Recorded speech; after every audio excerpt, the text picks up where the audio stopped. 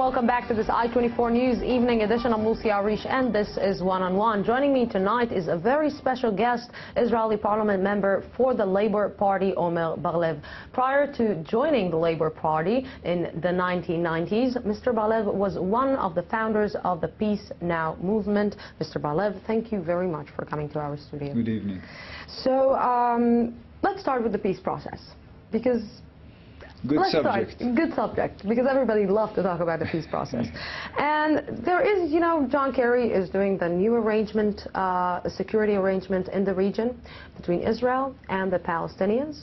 So there is this plan A of John Kerry, which is the peace process, but you have a plan B, which, can I call it a backup plan? Yeah, you can call it backup, but I think the main thing is that I think that Israel should make itself clear that Israel is no longer going to stay in the current position. We very much hope that the peace negotiations will end successfully.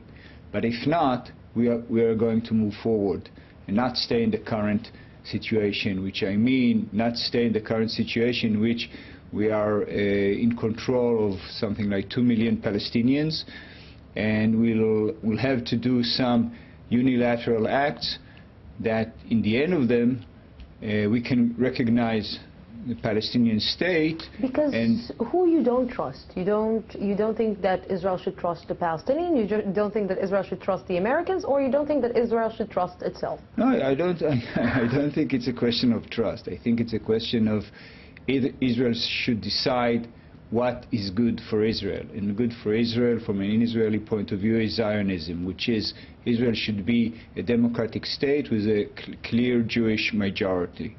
And in order to reach that, we have to get back and withdraw from areas in the West Bank, not control 2.7 million Palestinians, give the citizens that stay in our borders full citizenship, and that way Israel will remain a democratic state with a clear Jewish majority. What is the main, the plan is, it's in our hands. What is the main ideas that you have in this plan? The main idea is, as I said before, first of all, Israel should decide what it wants to be, and of course, as I said, it wants to keep on Zionism.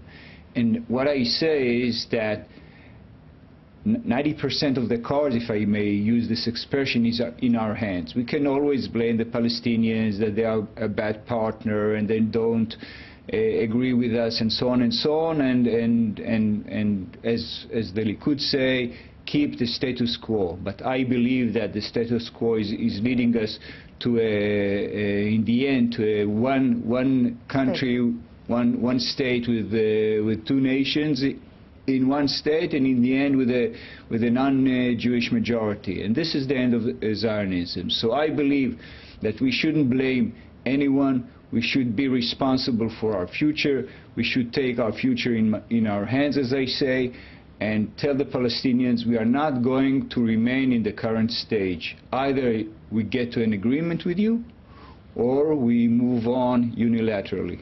No, your father, the 8th Commander-in-Chief, Chaim Bar-Lev, said before the Sixth War, we hit them hard, we hit them quick, and we hit them elegantly. Yes. You're suggesting a very elegant way, I have to say. Well, thank you very much. And I think it's, in a way, it's elegant to say, first of all, to put what you say, let it spread it out of your mouth, put it on the table, and move forward and do what you believe in. And this is, I think, what we should. I think, first of all, the current Israeli government should tell it to the Israelis, to us, and then to the Palestinians, and then to the world. Guys, we are not going to stay in the current situation. The current condition is bad for everyone. We are going to move forward. As I said before, we prefer get to an agreement with the Palestinians, but if not, we'll move on. Do you think that the Americans will accept that?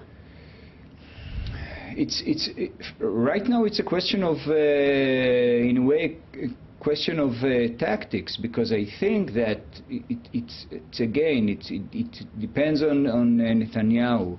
If he says that right now, I think there is a higher chance that the current negotiations will end successfully. So, you know, I don't think that the Americans, it's smart on their side to back it up, but I think it's very important on Israel's side, especially if we want that these negotiations will end successfully, to say that everyone will know it, that we will know it, the Israeli citizens, the Palestinians, the Americans, the Arab League, the Europeans, everyone. What do you think what are your members from your own party, from the Labour Party, think about that, about this suggestion? I think the feedback that I get is very positive, almost from everyone. We didn't have it's not a formal Labour Party's plan. There is no formal Labour Party plan. Anymore, unfortunately. Yes. But I got very good feedback from Yitzhak Herzog, the current leader of the party, and from Sheli Yachimovich, that Herzog just replaced her, the former. And I got good feedbacks from Yesh Atid and from Shas and from Meretz.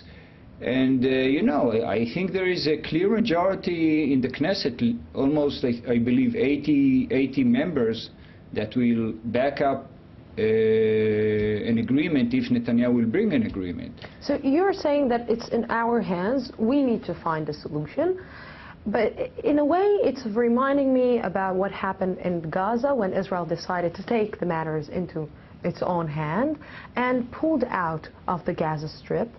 And what we are seeing right now is not a very good results. Yes, well, it's a good question.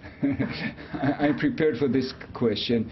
It's totally different. In Gaza, Sharon woke up one morning and said, 2 months from now, 4 months from now, we are going to withdraw from Gaza. He didn't ask anyone, he didn't tell this anyone, and this was a pure unilateral Israeli act. Right now we are in negotiations. The negotiations are going to probably take place another 6 months, maybe even more. So right now I think if we say it right now, there is a good option that it will, as I said before, influence positively the negotiations.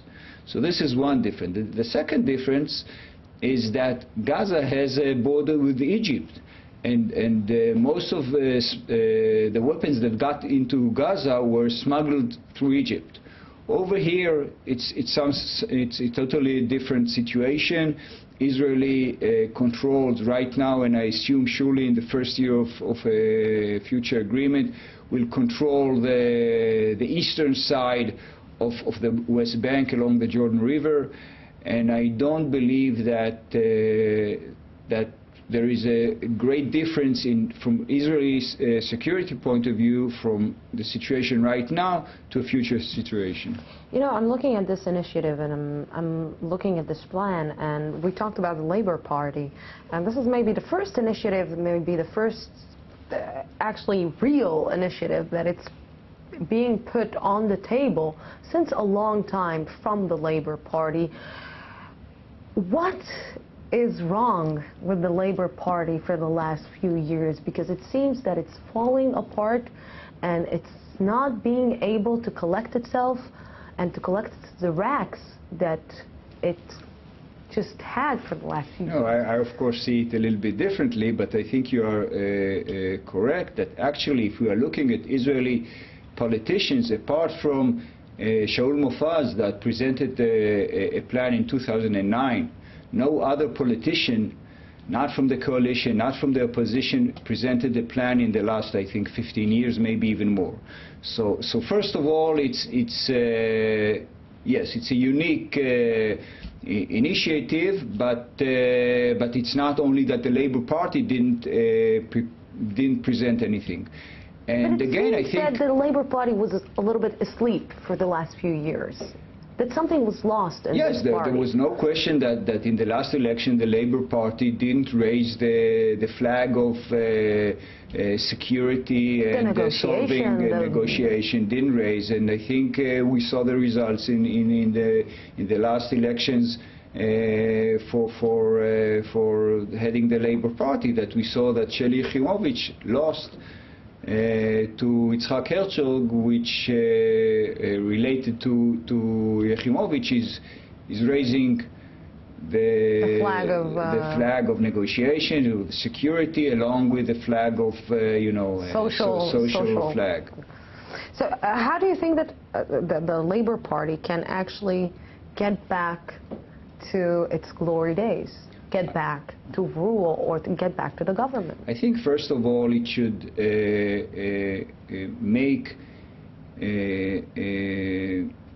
clearly present its views on all aspects regarding almost to everything. So one big example is of course our relationships with the Palestinians. Another example is relationships between religious and non-religious Israelis, between religion and the state. It's a huge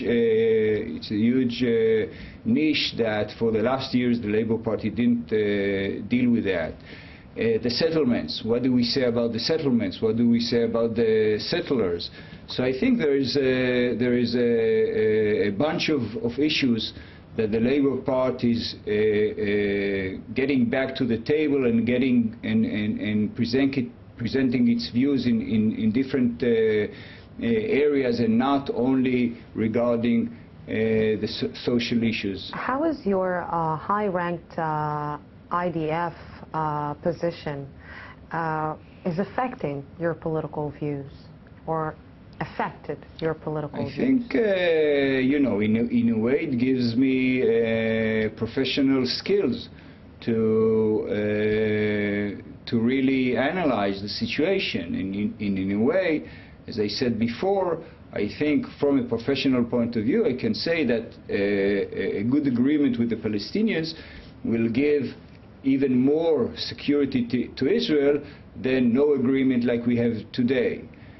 So this is one way that it affects. And of course, from the point of view of the Israeli population, if you had a career in the military, it adds to your political whatever.